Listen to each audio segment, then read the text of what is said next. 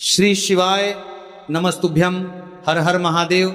माता बहनों, आप सभी लोग जानते हैं कि 27 जुलाई 2026 के दिन आषाढ़ महीने की सबसे बड़ी सोमवार को त्रयोदशी तिथि पड़ रही है। तो इस दिन का महत्व बहुत ही ज़्यादा बड़ा हो जाता है, इसलिए आप लोगों को इस दिन 3 पीले कनेर के फूल वाला उपाय जरूर करना चाहिए। इस उपाय को मैं बहुत अच्छे से समझाने वाला हूँ। तो माता बहनों, उपाय को आपको कैसे करना है, कब करना है, कहाँ पर करना है और उपाय को करते समय आपको किन किन बातों का ध्यान रखना है, ये सारी जानकारी हम आपको इस वीडियो में देंगे। तो चलिए उपाय को शुरू करते हैं। देखिए, ये दिन इतना खास होता है, इतना महत्वपूर्ण होता है। देखा गया है कभी कभी बड़े बड़े पूजा पाठ अनुष्ठान से जो मनोकामना पूर्ण नहीं होती है, वह 27 जुलाई सोमवार त्रयोदशी तिथि के दिन एक छोटे से उपाय करने से ही आपकी मनोकामना पूर्ण हो जाती है। और बहुत सारे लोगों ने इस उपाय को किया भी है और उनको इस उपाय को करने का फल भी जरूर मिला है। अगर आप लोग भी इस उपाय को 27 जुलाई 2026 आषाढ़ महीने के सबसे बड़ा सोमवार त्रयोदशी तिथि के दिन करना चाहते हैं, तो आप इस उपाय को पहले अच्छे से समझ लेना, सुन लेना, उसके बाद करना। आपको इस उपाय का फल जरूर मिलेगा और इस उपाय को करने से आपके घर में चाहे किसी भी प्रकार की दुख और समस्या क्यों ना चल रही हो, आपको उसका कारण भी नहीं पता है कि भाई ये समस्या किस कारण से चल रही है। उसका कुछ भी कारण हो सकता है, जैसे पितृदोष हो सकता है या किसी भी तरह का मंगल दोष भी हो सकता है, और भी बहुत तरह के दोष होते हैं, कुछ भी हो सकता है। पर आपको इस उपाय को करने के लिए अपने दोष को पता लगाने की भी जरूरत नहीं है। बस 27 जुलाई सोमवार त्रयोदशी तिथि के दिन इस 3 कनेर के फूल वाला उपाय आप लोगों को जरूर कर लेना है। तो माता बहनों, अब हम समझते हैं इस वाले उपाय को हमें करना किस समय है। तो सबसे पहली बात दोस्तों, हम समझते हैं कि ये 3 कनेर के फूल वाला उपाय करना किसको है। तो देखिए, यहाँ पर सीधी सी बात है कि ये 3 कनेर के फूल वाला जो उपाय है, ये किस लिए किया जा रहा है। ये मनोकामना को पूर्ण करने के लिए किया जा रहा है, या आपके जीवन में जो दुख और परेशानियां हैं उनको दूर करने के लिए किया जा रहा है, या आपका कोई बड़ा काम है जो कि नहीं हो पा रहा है, आप उसके लिए इस उपाय को कर सकते हो। तो सीधी सी बात यह है कि आप अपनी किसी भी प्रकार की मनोकामना के लिए इस वाले उपाय को कर सकते हो। तो ये उपाय वह व्यक्ति कर सकता है जिस व्यक्ति को अपनी किसी भी प्रकार की मनोकामना भगवान शिव जी से पूर्ण करवानी हो। और अगर कोई भी माताएं बहनें जो हैं अपने घर की सुख और शांति के लिए, घर में धन समृद्धि को बढ़ाने के लिए ये वाला उपाय करना चाहती हैं, तो घर की जो बड़ी माताएं बहनें होगी वो इस 3 कनेर के फूल वाले उपाय को विशेष रूप से करें, क्योंकि माताएं बहनें घर की लक्ष्मी होती हैं और जब घर की लक्ष्मी कोई विशेष उपाय करती है तो उसका फल बहुत ही जल्दी मिल जाता है और बहुत बड़ा होकर मिलता है। अन्यथा इस उपाय को कोई भी व्यक्ति कर सकता है, चाहे वह बड़ा हो, चाहे वह छोटा हो, चाहे वह बच्चा हो। जिस व्यक्ति को ये 3 कनेर के फूल वाला उपाय समझ आ गया, वो व्यक्ति इस 3 कनेर के फूल वाले उपाय को इस सोमवार त्रयोदशी तिथि के दिन जरूर करें, क्योंकि उसको इस उपाय के फल बहुत ही जल्दी मिल जाएगा। माता बहन, सोमवार के दिन भगवान शिव जी बहुत आसानी से प्रसन्न हो जाते हैं। तो चलिए अब हम समझते हैं कि इस 3 कनेर के फूल वाले उपाय को आपको करना कैसे है और इस उपाय को करने का जो समय है वो क्या है। तो देखिए, इस सोमवार त्रयोदशी तिथि के दिन किए जाने वाले ये 3 कनेर के फूल वाला जो उपाय है, ये मुख्य रूप से सुबह के समय होगा। किस समय होगा? सुबह के समय होगा। आपको कोशिश यही करनी है कि सुबह के समय हम इस 3 कनेर के फूल वाला उपाय को कर लें। पर किसी कारणवश अगर आप सुबह इस उपाय को ना कर पाओ, आपको कहीं काम से जाना हो या किसी और काम की वजह से आप उपाय को ना कर पाओ, तो आपके पास फिर दूसरा मौका रहेगा जो कि शाम के समय का रहेगा, प्रदोष काल का रहेगा।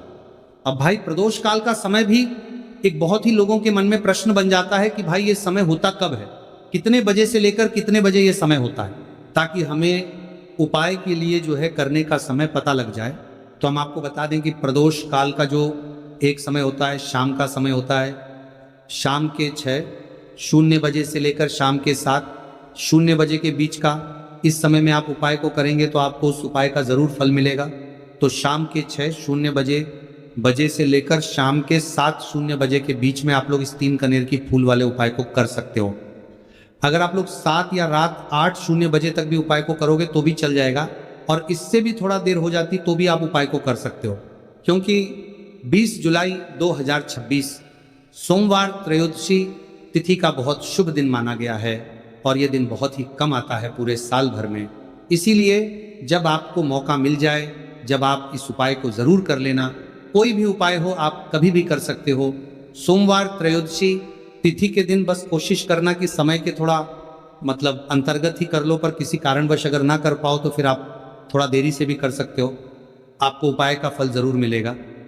तो माता बहनों, सोमवार त्रयोदशी तिथि के दिन जो व्यक्ति इस 3 कनेर के फूल वाला उपाय को शिवलिंग के ऊपर कर लेता है तो उसके जीवन में चल रही तमाम परेशानियों का अंत होता है और उसकी समस्त मनोकामनाएं महादेव की कृपा से बहुत ही जल्द परिपूर्ण होती हैं।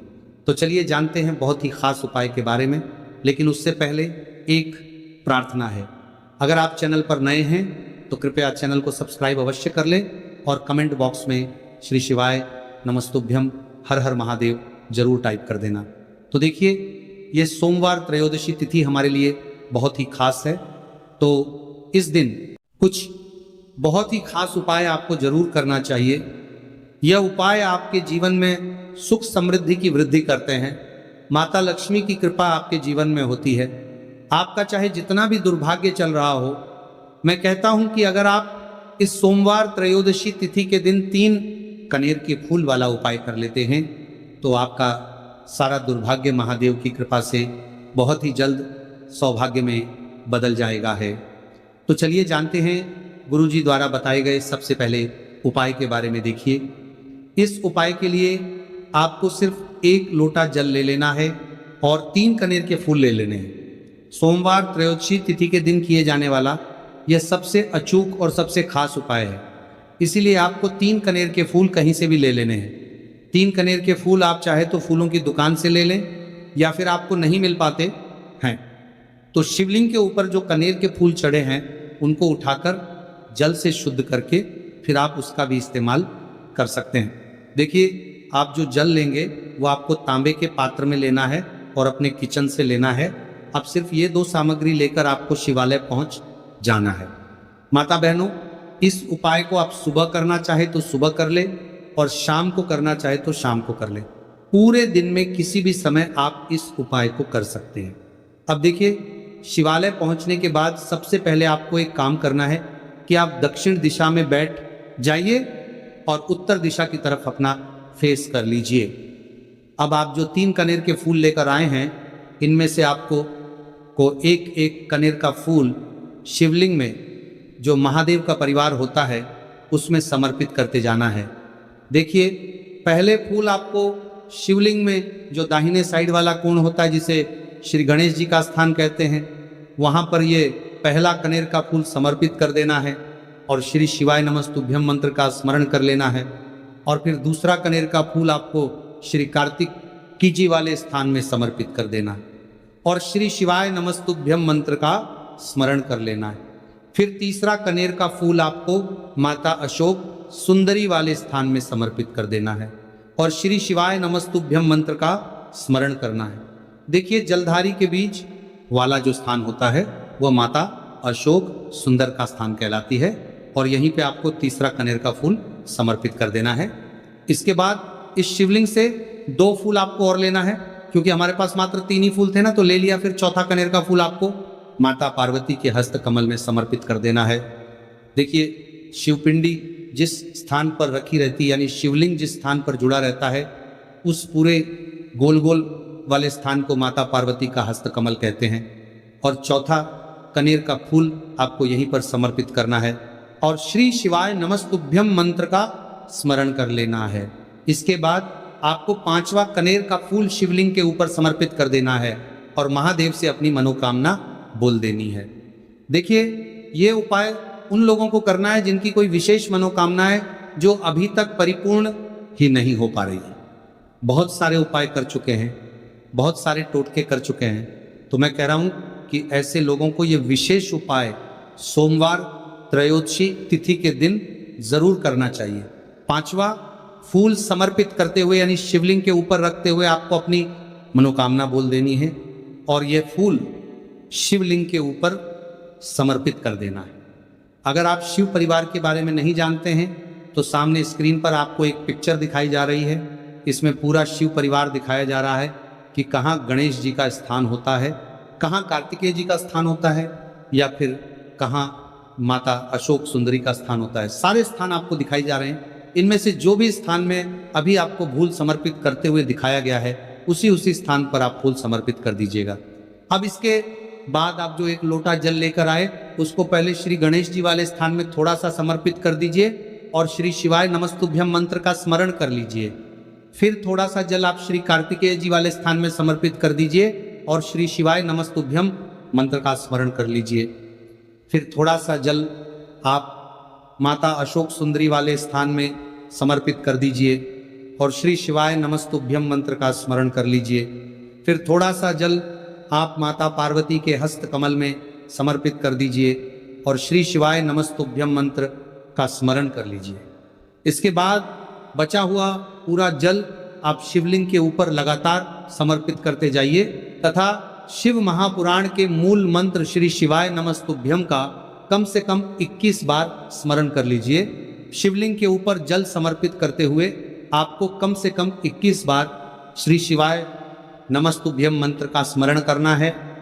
जो भी व्यक्ति इस सोमवार त्रयोदशी तिथि के दिन इस उपाय को कर लेता है तो उसकी मनोकामना महादेव की कृपा से बहुत ही जल्द परिपूर्ण हो जाती है। तो इस विशेष उपाय को आप जरूर करिएगा। अब जानते हैं दूसरे खास उपाय के बारे में। यह उपाय भी आपके लिए बहुत ही खास होने वाला है तथा आपकी सारी समस्याओं को समाप्त करने वाला है। देखिए, इस उपाय के लिए आपको सबसे पहले एक लोटा जल ले लेना है। तांबे के पात्र में आपको अपने किचन से जल ले लेना है। इसी के साथ आपको ले लेना है 11 चावल का दाना। चावल का दाना कहीं से टूटा हुआ नहीं होना चाहिए, खंडित नहीं होना चाहिए। फिर इसी के साथ आपको ले लेना है एक सफेद रंग का फूल। ये सफेद रंग का फूल महादेव को अत्यधिक प्रिय होता है और यही आपके सारे कार्यों को सफल करेगा, आपके सारे मनोरथ को पूरा करेगा। इसीलिए आपको एक सफेद रंग का फूल ले लेना है और सबसे आखिर में आपको ले लेना है 3 बेलपत्र। अब ये सारी सामग्री लेकर आपको पहुंच जाना है शिवालय। देखिए, इस उपाय को भी अगर आप शाम को करें तो आपके लिए बहुत ही विशेष होगा, क्योंकि शाम को प्रदोष काल के समय साक्षात महादेव शिवलिंग में वास करते हैं। तो अगर आप शाम को प्रदोष काल के समय में करेंगे तो आपके लिए सर्वोत्तम होगा। लेकिन बहुत से ऐसे शिवालय होते हैं जिनमें शाम के समय में जल समर्पित नहीं करने दिया जाता है। तो ऐसी स्थिति में फिर आप पूरे दिन में किसी भी समय कर सकते हैं। अब देखिए, शिवालय पहुंचने के बाद आपको ये सामग्री एक एक करके शिवलिंग के ऊपर समर्पित करते जाना है।